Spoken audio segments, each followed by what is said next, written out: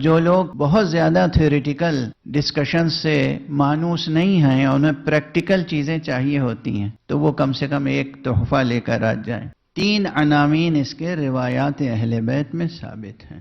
یقین شرط ہے، ایمان شرط ہے۔ یقین اور ایمان سامنے رہے تو پھر بات بنے گی۔ بسم اللہ الرحمن الرحیم۔ حضرت امام جعفر صادق علیہ السلام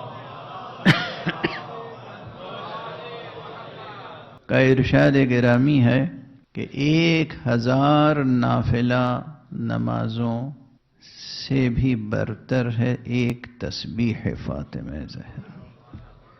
اب چونکہ خود تسبیح فاطمہ زہرا یہ ایک امر مشترک ہے، متفق علیہ ہے، سب کے سب پورے مسلمان متفق ہیں اس پر، تو میں نے یہ مناسب سمجھا کہ ایک ایسی آیت کو موضوع قرار دوں جو بنیادی طور پر تسبیح اور حقیقت تسبیح سے متعلق ہے۔ دیکھیے تسبیح جو ہے، ہم اور آپ تو ہمارے معاشرے میں تو یہ جو دانے 100 دانوں کی ایک تسبیح ہوتی ہے اسے لوگ تسبیح کہتے ہیں، لیکن یہ تسبیح تو مجازاً تسبیح ہے، حقیقتاً تسبیح تو کچھ اور ہے۔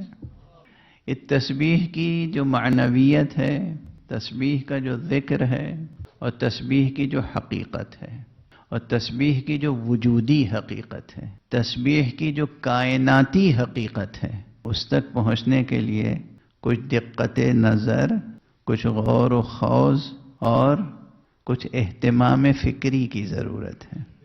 لیکن پھر عرض کروں گا کہ یہ پورا موضوع معنون ہے، منسوب ہے، اس کا انتساب ہے بزبان مصطفیٰ بنام زہرا۔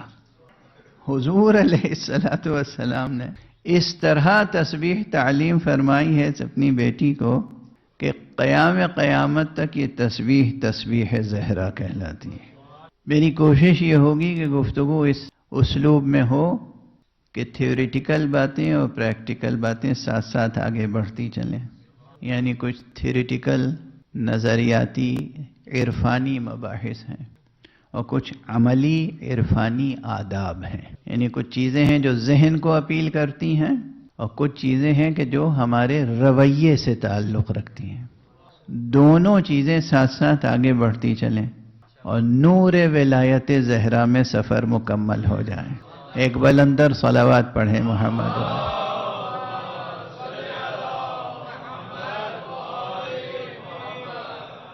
قرآن مجید میں تسبیح کا موضوع بڑے اہتمام سے بیان کیا گیا ہے۔ بار بار علماء دین تشریف فرمائیں جو آپ کے یہاں پر نماز جمعہ اور نماز جماعت کا اہتمام بھی کرتے ہیں اور آپ کی مذہبی رہنمائی فرماتے ہیں، پروردگار ان کا سایہ مبارک برقرار رکھے اور ان کی عمروں میں اور آپ تمام حضرات کی عمروں میں خیر دنیا و خیر آخرت ودیعت فرمائے۔ ان سے بھی آپ مستقل استفادہ کرتے رہیے گا۔ میں تو صرف چند دنوں میں چند اہم عناوین ذکر کر سکوں گا، جسے کہتے ہیں رؤوس اقلام، بس پوائنٹس۔ قرآن مجید میں تسبیح باری تعالیٰ کا مضمون بڑے اہتمام سے بیان ہوا ہے، اور ہم سے اور آپ سے تسبیح الہی کا مطالبہ ہوا ہے۔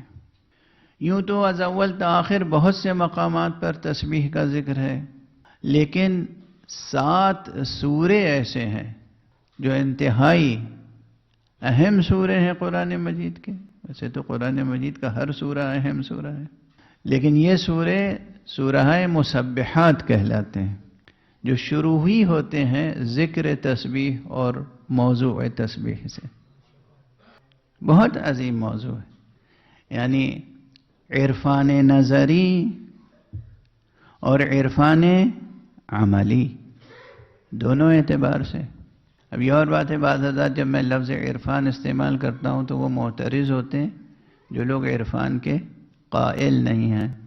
وہ تصوف جو غیر اسلامی تصوف ہے اس کی مخالفت کرنا تو بجا ہے، لیکن وہ عرفان جو عرفان قرآنی ہے، جو عرفان برہانی ہے، جو عرفان ایمانی ہے جو عرفان اہل بیت علیہم الصلاۃ والسلام کی تعلیمات کی روشنی میں ہم تک پہنچا ہے، اس کی مخالفت کی کوئی گنجائش نہیں ہے۔ یہ ضرور ہے کہ علماء پہ یہ لازم ہے کہ اس کا فرق واضح کرتے رہیں ہمیشہ کہ دیکھو یہ بات ہے قرآنی، یہ ہے غیر قرآنی، یہ ہے برہانی، یہ ہے غیر برہانی، یہ ہے وجدانی، یہ ہے غیر وجدانی، یہ ہے ایمانی، یہ ہے غیر ایمانی، یہ ہے جو اہل بیت سے ملی ہے حقیقت، یہ ہمیں اہل بیت سے نہیں ملی۔ یہ وضاحت ہوتی رہنی چاہیے، لیکن عرفان کے وہ مضامین، عرفان کے وہ آداب جو اہل بیت مصطفیٰ علیہم الصلاۃ والسلام سے ملے ہیں، ان میں کسی قسم کی گنجائش نہیں ہے کہ شک کیا جائے یا رد کیا جائے۔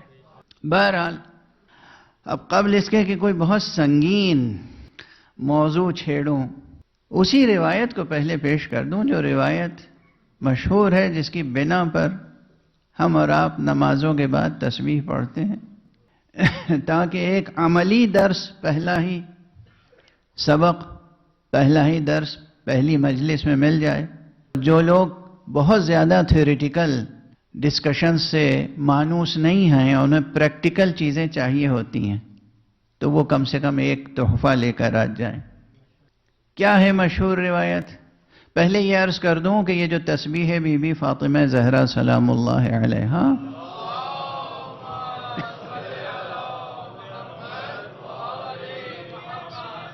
ہم لوگ پڑھتے ہیں نمازوں کے بعد۔ 3 اوقات، 3 عناوین اس کے روایات اہل بیت میں ثابت ہیں۔ ایک، ہر نماز واجب کے بعد بطور تعقیب نماز، انشاءاللہ عموماً مومنین و مسلمین اس کا اہتمام کرتے ہوں گے، اس کی بڑی اہمیت ہے، اسے ترک نہ کیجیے گا، وقت بھی زیادہ صرف نہیں ہوتا، یہ الفاظ کے اعتبار سے اور تعداد کے اعتبار سے قلیل ہے، لیکن میزان الہی میں بہت عظیم و بہت کثیر ہے، یہ من جملہ مصادیق ذکر کثیر ہے۔ تو ہر نماز کے بعد، بلکہ ممکن ہو تو مستحب نمازوں کے بعد بھی ایک بار تسبیح بی بی زہرا پڑھ لینی چاہیے۔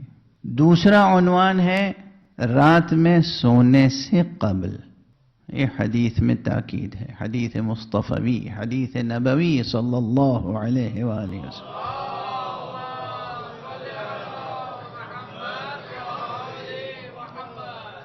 وہ علماء کے درمیان تو روایت مشہور ہے، معروف ہے، میرا خیال ہے آپ حضرات کے نے بھی ضرور سماعت فرمائی ہوگی۔ یہ روایت بہت مشہور روایت ہے کہ بی بی سلام اللہ علیہا گھر کے کاموں سے اس قدر اب عام اصطلاح میں تھک جاتی تھیں، خستہ ہو جاتی تھیں کہ آپ کے ہاتھوں میں گھٹے پڑ گئے تھے، آپ کو مددگار کی ضرورت تھی۔ تو جناب امیر علیہ السلام نے فرمایا کہ بی بی آپ اپنے والد گرامی سے فرمائیں، درخواست کریں کہ بہت کنیزیں اور غلام آتے ہیں، آپ کو بھی ایک کنیز عنایت فرما دیں۔ مشہور روایت ہے۔ بی بی تشریف لے گئیں۔ اب وہ کئی روایتیں ہیں، میں خلاصہ تمام روایتوں کا عرض کر رہا ہوں۔ اس میں ایک روایت یہ ہے کہ جب آپ تشریف لے گئیں تو اس وقت ملاقات نہیں ہو سکی، واپس آ گئیں، حضور تشریف لائے، انہیں معلوم ہوا کہ بی بی آئی تھیں، تو حضور خود تشریف لائے۔ اب شب ہو چکی تھی، کہ بیٹی آپ آئی تھیں، کوئی کام تھا؟ کہ بابا گھر کے کام زیادہ ہیں، مددگار کی ضرورت ہے۔ اب دیکھیے توجہ فرمائیے گا یہاں پر، روایتیں پڑھ لینا اور روایتیں سن لینا بہت آسان ہے، لیکن پڑھنے اور سننے کے ساتھ ساتھ اس پر غور کرنا، عمل سے پہلے غور کرنا اور نقل کرنے سے پہلے غور کرنا۔ پہلے تو روایت کی تصدیق کرنا۔ اب آج کل ایک عام طریقہ ہو گیا ہے، ماشاءاللہ، یہ سوشل میڈیا پر، واٹس ایپ گروپس پر روزانہ نہ جانے کتنی حدیثیں فارورڈ کرتے رہتے ہیں لوگ، جس میں سے بہت سی حدیثوں کا کوئی وجود ہی نہیں ہے، نہ رسول نے فرمایا، نہ اہل بیت میں سے کسی نے فرمایا۔ تصدیق تو کر لیں، علماء سے تصدیق کر لیں، سند دیکھ لیں، کتاب دیکھ لیں، اور وہ بھی جس کا جی چاہتا ہے ترجمہ کر کے، یعنی اس کی اردو تک درست نہیں ہے، املا تک درست نہیں ہے۔ دیکھیں، جہل سے محبت نہ کیجیے، علم سے محبت کیجیے۔ کام کیجیے، جو کام کیجیے پہلے اس کام کو جان لیجیے، پھر وہ جو جانی ہوئی حقیقت ہے اسے پہچان لیجیے، پھر اس پر فکر و عمل کا کارواں آگے بڑھائیے۔ ہر چیز کی مسئولیت ہے اور ہر چیز کی جواب دہی ہے۔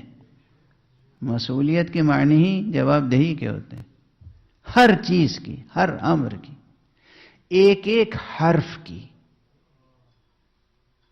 ایک ایک حرف جو زبان سے ایک ایک حرف نکلتا ہے، یہ دونوں طرف لکھا جا رہا ہے۔ اور نہ جانے اس پوری کائنات میں کتنی حکمت الہیہ کے اور منشاء الہی کے مطابق کتنی چیزیں ہیں جو آپ کے تمام حروف و حرکات کو ریکارڈ کر رہی ہیں۔ یہ چیز تو سائنسی نظریات کی روشنی میں بھی ثابت ہے اور قرآن اور حدیث سے بھی ثابت ہے۔ جو کچھ ہم کر رہے ہیں اور جو کچھ ہم کہہ رہے ہیں، ہر چیز ریکارڈ ہو رہی ہے اور ہر چیز کا محاسبہ ہونا ہے، ہر چیز کی جواب دہی ہونی ہے۔ جو چیز انسان کو سرفراز بنانے والی ہے وہ صرف ایک ہے، اور وہ ہے سچ، وہ ہے صدق۔ قول میں سچا ہونا، فعل میں سچا ہونا، فکر میں سچا ہونا، جذبے میں سچا ہونا۔ اور سچا انسان کب ہوتا ہے؟ جب اس کی فکر مطابق واقع ہو۔ مطابق واقع ہونے کے معنی کیا ہے؟ یعنی جو حقیقت ہے اس کے مطابق ہو۔ تو اگر کوئی حدیث آپ منتقل کر رہے ہیں تو دیکھ تو لیں کہ وہ حدیث ہے بھی یا نہیں ہے۔ اگر ہے اور اس کے مطابق آپ نے نقل کیا تو ثواب، اور اگر اس کے مطابق ہے ہی نہیں کوئی چیز اور پھر آپ نے نقل فرما دیا تو کیا نقل کیا؟ وہ کس کے لیے نقل کیا؟ اور رسول اللہ صلی اللہ علیہ وآلہ وسلم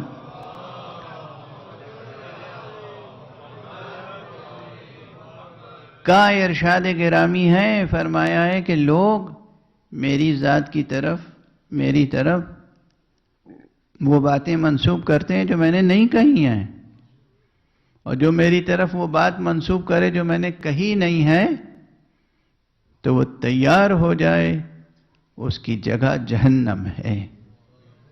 ہاں، یہ معمولی بات نہیں ہے۔ من کذب علی متعمدا فلیتبوأ مقعدہ من النار۔ من کذب علی متعمدا فلیتبوأ مقعدہ من النار۔ جو میری طرف جان بوجھ کر کوئی ایسی بات منسوب کرے، جھوٹی بات جو میں نے نہیں کہی ہے، تو اس کا ٹھکانہ جہنم ہے۔ یہ حدیث کے مراحل۔ اب بہرحال تسبیح سے متعلق جو روایت تھی اس کی طرف ذہن عالی کو ملتفت کر دوں۔ آپ غور فرمائیں کہ سوال کیا ہے اور حضرت کا جواب کیا ہے۔ سوال کیا ہے؟ سوال یہ ہے کہ بابا گھر کے کام کاج زیادہ ہیں، بھئی چکی پیسنا، گھر کو صاف کرنا، کھانا پکانا، گھر کے کام، اس میں زیادہ مصروفیت کس کی ہوتی ہے؟ جسم کی۔ مددگار کی ضرورت ہے۔ حضور نے جواب میں کیا فرمایا؟ کہ بیٹی میں تمہیں ایسی چیز تعلیم نہ کر دوں کہ تم خادم سے بے نیاز ہو جاؤ۔ بہت فکر انگیز بات ہے۔ سوال کس بات کا ہے، جواب کیا دیا جا رہا ہے؟ اور جواب کیا دیا گیا؟ توجہ رکھیے گا، خواتین بھی سن رہی ہیں مجھے یقین ہے، اور حضرات بھی سن رہے ہیں۔ یقین شرط ہے، ایمان شرط ہے۔ یقین اور ایمان سامنے رہے تو پھر بات بنے گی۔ سوال یہ ہے کہ چکی پیسنی ہے، سوال یہ ہے کہ بچوں کا جھولا جھولانا ہے، سوال یہ ہے کہ گھر صاف کرنا ہے، سوال یہ ہے کہ کھانا بنانا ہے، سوال یہ ہے کہ امور خانہ داری زیادہ ہیں، اور اس سب میں خادم کی ضرورت ہے، مددگار کی ضرورت ہے۔ اور حضور فرما رہے ہیں کہ ہم ایسی چیز تعلیم نہ کر دیں تمہیں کہ جس سے تمہیں خادم سے بے نیازی ہو جائے۔ بیوی خوش ہو گئی، کہا بیٹی روزانہ سونے سے پہلے 34 بار اللہ اکبر، 33 بار الحمدللہ اور 33 بار سبحان اللہ پڑھ کے سویا کرو۔ آپ غور فرمائیے، غور فرمائیے، میں صرف تقریب ذہن کے لیے عرض کر رہا ہوں۔ حضور نے یہ تسبیح تعلیم فرمائی، اور پھر بیوی کے گھر میں دیکھا گیا کہ فرشتہ جھولا جھولا رہا ہے، فرشتہ چکی چلا رہا ہے۔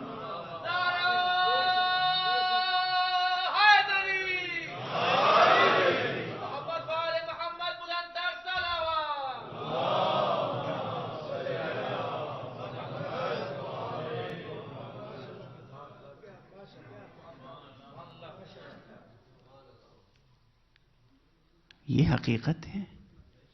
دیکھنے والوں نے دیکھا کہ بی بی آرام فرما رہی ہیں، جھولا جھولایا جا رہا ہے، بی بی بیٹھی ہوئی ہیں، تشریف فرمائیں، چکی چل رہی ہے۔ اور تو یہ نعوذ باللہ 100,000 بار نعوذ باللہ میں عرض کر رہا ہوں، یہ کہ افسانے نہیں ہیں، یہ کہانیاں نہیں ہیں، یہ قصے نہیں ہیں، یہ دل کے بہلاوے نہیں ہیں، یہ وہ ٹھوس حقیقتیں ہیں جو ہمیں خانوادہ رسالت میں نظر آتی ہیں۔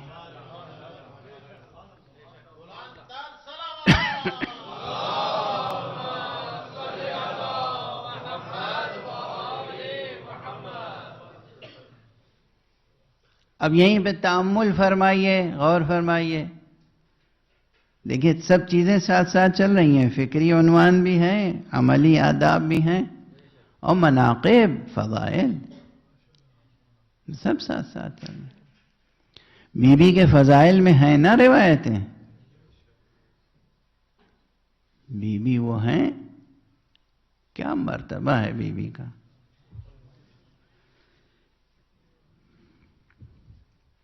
ملائک آ کے کسی کی خدمت کریں، فرشتے، ملائک السماوات، بہشت سے آ کے فرشتے خدمت کریں، کوئی مقامی معمولی مقام و مرتبہ ہے۔ اب اس ضمن میں مجھے ایک تقریر ہمیشہ یاد آتی ہے، حضرت آیت اللہ العظمیٰ،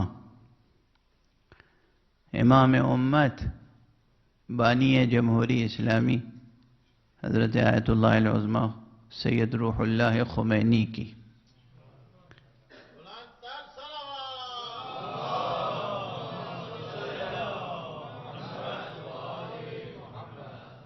انہوں نے اپنی ایک تقریر میں فرمایا تھا، وہ تقریر غالباً بی بی کی تاریخ ولادت پر کے موقع پر 20 جمادی الثانیہ، بی بی کی تاریخ ولادت کے موقع پر ان کی ایک تقریر تھی جمہوری اسلامی کے قیام کے بعد، جو ٹیلی ویژن پہ بھی نشر ہوئی تھی۔ انہوں نے فرمایا کبھی غور کیا ہے مقام و مرتبے کا بی بی فاطمہ زہرا کے؟ دنیا کیا سمجھے گی اس بی بی کا مقام و مرتبہ؟ ایک واقعے سے سمجھ لینا چاہیے۔ کسی شخصیت سے بیٹھ کر گفتگو کرنے والا کون ہو سکتا ہے؟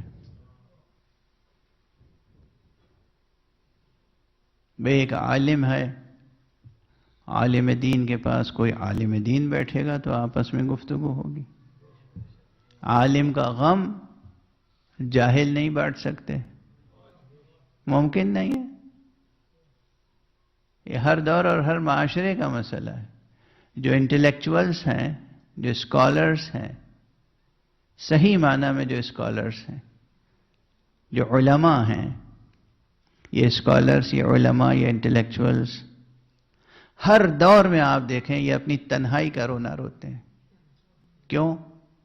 اس لیے کہ ان کے ارد گرد جو باقی معاشرہ ہے وہ ان کو سمجھ نہیں پاتا، ان کی باتوں کو سمجھ نہیں پاتا، ان کے عمل کو سمجھ نہیں پاتا، ان کے علم کی اور فکر کی اور خدمتوں کی قدردانی نہیں کر پاتا۔ تو ایک کوئی انٹلیکچوئل اور عالم و اسکالر اپنے کو بھرے معاشرے میں بھی تنہا محسوس کرتا ہے۔ یہ ایک اسکالر کی تنہائی ہوتی ہے، اور پھر کرب آگہی ہوتی ہے، کرب آگہی ہوتا ہے۔ یہ سب مسائل ہیں، آپ لوگ واقف ہوں گے اس سے، اور جو لوگ لٹریچر کا مطالعہ کرتے ہیں بطور خاص واقف ہوں گے۔ تو ایک عالم کا غم جاہل نہیں بتا سکتا۔ غم بانٹنا اور غم بٹانا یہ سب ہے نا محاورے، لفظوں کی حد تک تو سب بولتے ہیں۔ عملاً کسی کا غم بانٹ لے کوئی تو بہت مشکل ہے۔ شریک غم ہونا کہیں سانحہ ہو جائے، آپ تعزیت کے لیے لکھتے ہیں میں شریک غم ہوں، مگر واقعاً شریک غم ہونا، سمجھ رہے ہیں آپ، آسان نہیں ہوتا ہے۔ بہرحال جو جیسا جس علم کا، جس معنویت کا، جس ذہانت کا، جس روحانیت کا، جس وجودی سطح کا ہوتا ہے، اس کے ساتھ غم بانٹنے والا بھی ویسا ہی ہونا چاہیے۔ اب اس بات سے سمجھ لیجئے بی بی کا مرتبہ کہ رسول اللہ صلی اللہ علیہ وآلہ وسلم کے وصال کے بعد جب بی بی پر آلام اور مصائب کا سلسلہ تھا اور آپ شب و روز گریہ فرماتی تھیں، تو کوئی اور نہیں جبرائیل امین آ کر بیٹھتے تھے اور بی بی سے گفتگو کرتے تھے۔ کیا مرتبہ! اور ہمارے یہاں وہ ناموس الہی، وہ ناموس اعظم، وہ روح الامین، وہ جبرائیل، عظیم ترین فرشتہ جو حامل وحی الہی، امین وحی الہی ہے، وحی کا سلسلہ ختم ہو گیا، مگر اب وہ زمین پر آ رہا ہے کس لیے؟ فاطمہ زہرا کی دلجوئی کے لیے۔ کیا مرتبہ ہوگا بی بی فاطمہ کا! آدم تا خاتم جتنے انبیاء ہیں، جتنے مرسلین ہیں، جتنے اولو العزم رسول ہیں، اس جہت سے دیکھیے ان سب کے برابر رتبہ فاطمہ کا نظر آتا ہے۔ نبی یا نہیں ہیں، بی بی رسول نہیں ہیں، بی بی نبی نہیں ہیں، مگر جزو جان رسول ہیں، جزو ذات نبی ہیں، بضعۃ منی کی سند موجود ہے۔ تو اس رتبے پر ہیں بی بی فاطمہ زہرا جہاں جبرائیل امین آ کر بی بی کا غم بانٹتے ہیں، بیٹھتے ہیں، روزانہ آتے ہیں، گفتگو کرتے ہیں تاکہ بی بی کا دل بہلے۔ اور جب جبرائیل آئیں کسی کا دل بہلانے کے لیے تو جو جبرائیل سے کمتر فرشتے ہیں ان کی تو پھر یہی خدمت ہوگی کہ کوئی گھر صاف کر رہا ہے، کوئی چکی چلا رہا ہے، کوئی جھولا جھولا رہا ہے، کوئی بی بی کے در کی دربانی کر رہا ہے، جہاں جبرائیل دلجوئی کے لیے آئیں اور ملک الموت بھی آئیں تو دروازے پہ کھڑے ہو کر اذن طلب کریں. کیا مرتبہ ہے اس بی بی کا. ایک صلوات پڑھ دیجئے محمد.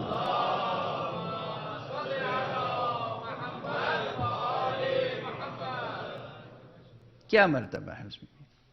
ہم خاکی خاطی گناہگار عام انسان اپنے ٹوٹے پھوٹے لفظوں میں اس بی بی کا مرتبہ کیا بیان کر سکتے.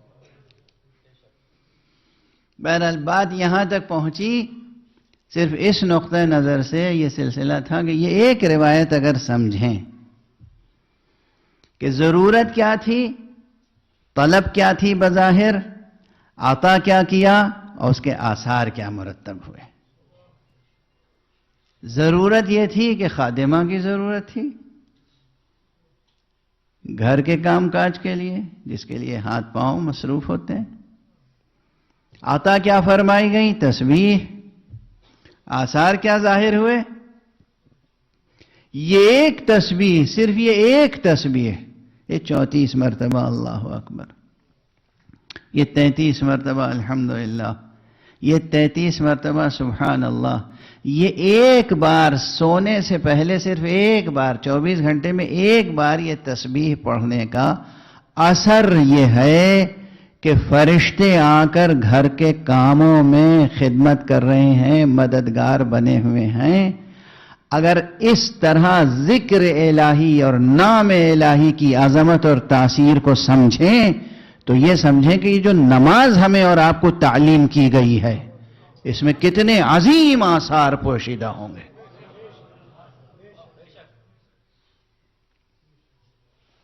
اور ہمارے یہاں یہ جو نماز تعلیم کی گئی ہے، کیوں اتنا زور ہے نماز پر؟ اقیموا الصلاۃ، اقیموا الصلاۃ، اقیموا الصلاۃ. خدا مگر محتاج ہے ہماری طرف سے آداب بندگی کا.